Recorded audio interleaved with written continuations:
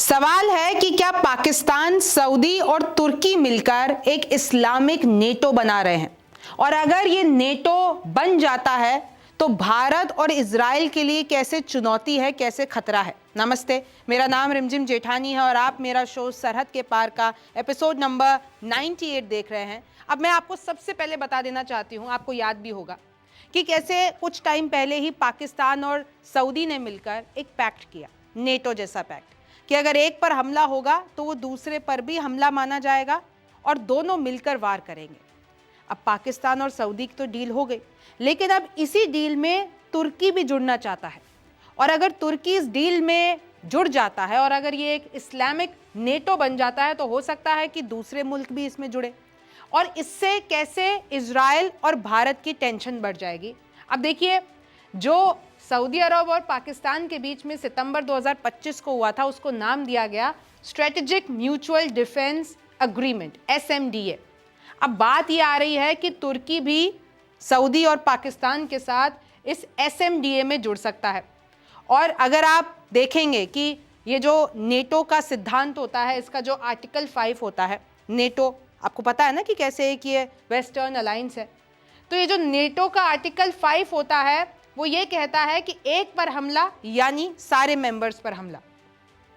और आप देखिए कि अगर तुर्की, पाकिस्तान, सऊदी साथ में आ जाते हैं तो इनकी जोड़ी कैसे होगी।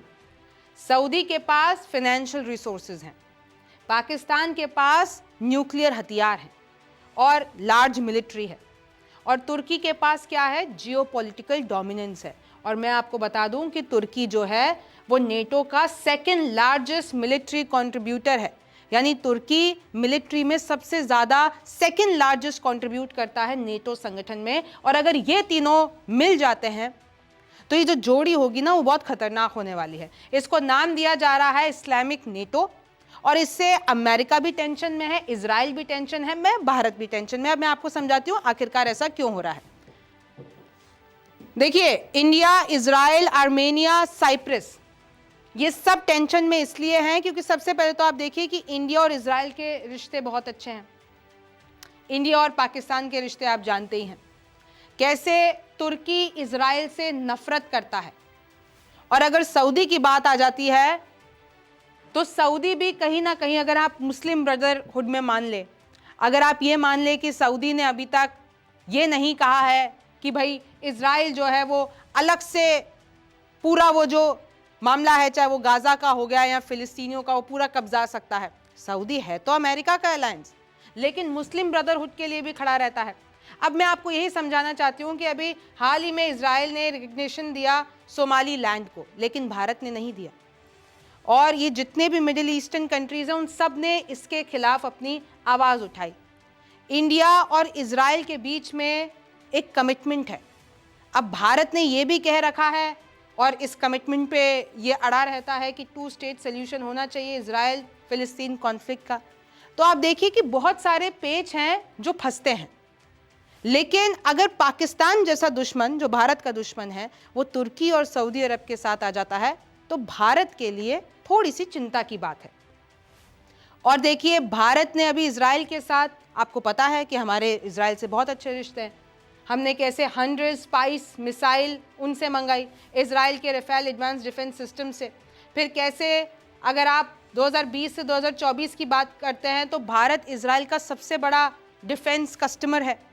फिर आप अगर एरोस्पेस रिलेशन की बात करते हैं तो वो हमारे इजराइल से अच्छे हैं, missile system, drone, air defence, चाहे फिर वो अवाक्स हो गए या फैल्कन हो गए।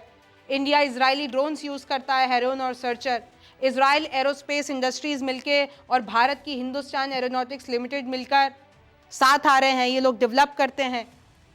देखिए कैसे India strong support during conflicts, यानी कारगिल वॉर में भी इजराइल ने भारत का साथ दिया, तो बायलेटरल रिलेशन भी अच्छे हैं।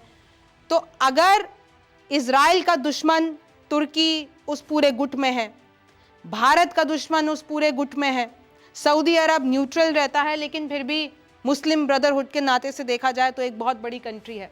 तुर्की और पाकिस्तान अभी बहुत टाइम से साथ में आ रहे हैं, अब तो पाकिस्तान के साथ बांग्लादेश भी साथ आ गया है।